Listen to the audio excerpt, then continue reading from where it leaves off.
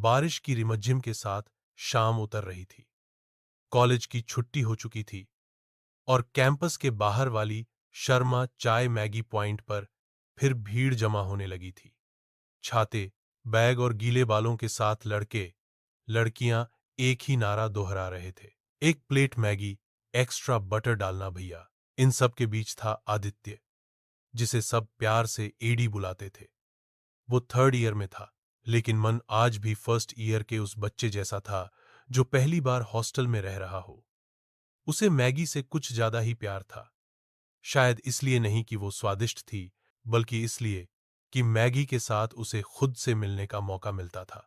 हर शाम अकेला कोना पकड़कर मैगी खाते हुए वो अपने कानों में ईयरफोन लगाकर लो-फाई बीट सुनता और डूब जाता था, डुबडेज मोड में।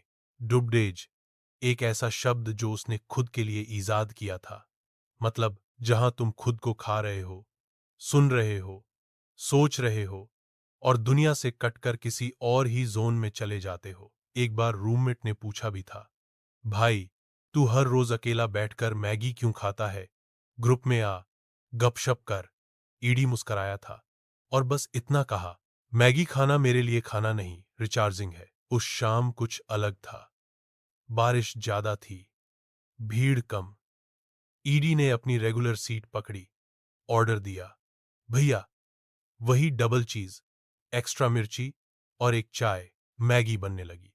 वो अपनी नोटबुक खोलकर कुछ लिखने लगा, डुबडेज डायरी, जैसा उसने नाम रखा था उस पुराने नोटबुक का। उसमें वो बस मन की बातें लिखता, कभी कोई ख्याल, कभी कोई अधूरी कविता। उस दिन लिखा, बारिशों में कुछ भीगता नहीं, बस धुल जाता है। मैगी के धुएं में मैं हर रोज थोड़ा थोड़ा जलता हूं और फिर उबाल में पिघल जाता हूं। डुबडेज मतलब खुद से मुलाकात। इतने में एक आवाज आई, एक्स्ट्रा मिर्ची वाली मैगी, क्या आप ही ने मंगाई थी? एडी ने सिर उठाया। सामने एक लड़की खड़ी थी, गीले बाल, बैग से टपकती बूंदें और हाथ में एक किताब, काफका ऑन द शोर। नहीं, एडी बोला, पर अगर आपने नहीं मंगाई तो खा सकता हूं। लड़की हंसी, अरे नहीं, मंगाई तो मैंने ही थी, लेकिन आपने जो लिखा है ना, मैं पीछे से देख रही थी। डुबडेज दिलचस्प शब्द है।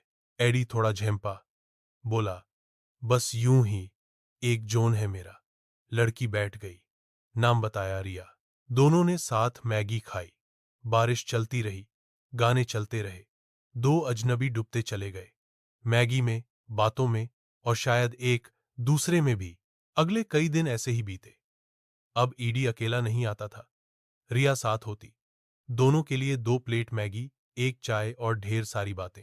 डुबडेज अब अकेले वाला मोड नहीं रहा, एडी ने एक दिन कहा। रिया ने मुस्कुराकर जवाब दिया, शायद डुबडेज का असली मतलब यही है, जहां तुम अकेले नहीं होते, फिर भी सब सबसे ज्यादा अपने होते हो। कुछ हफ्तों बाद फाइनल एग्जाम्स की तैयारी के चलते वो मिलना कम हो गया। ईडी फिर उसी कोने में अकेला आया। रिया नहीं थी, न किताब, न मैगी की मुस्कुराहट। भैया एक प्लेट वही डबल चीज। मैगी आई। वो लिखने लगा, कुछ लोग आते हैं जैसे बारिश, थोड़ी देर ठहरते हैं, फिर कहीं और बरसने निकल जाते हैं, लेकिन यादें वो हमेशा के लिए डुबडेज कर देती हैं। कहानी वहीं खत्म नहीं हुई। ग्रेजुएशन के दिन आखिरी बार शर्मा जी के ठेले पर गया। वहीं रिया फिर मिली, उसी मुस्कुराहट के साथ। एक प्लेट मैगी? उसने पूछा। ईडी ने कहा, इस बार एक्स्ट्रा नहीं, आज स्वाद जिंदगी से आ रहा है। नोट, कभी कभी जिंदगी का सबसे गहरा मतलब 2 मिनट की मैगी में छुपा होता है। मैगी सिर्फ भूख नहीं मिटाती, कभी कभी दिल भी जोड़ देती है। तो अगली बार जब मैगी खाओ, डुबडेज हो जाना, खुद में, अपने ख्यालों में या किसी अजनबी की मुस्कुराहट में।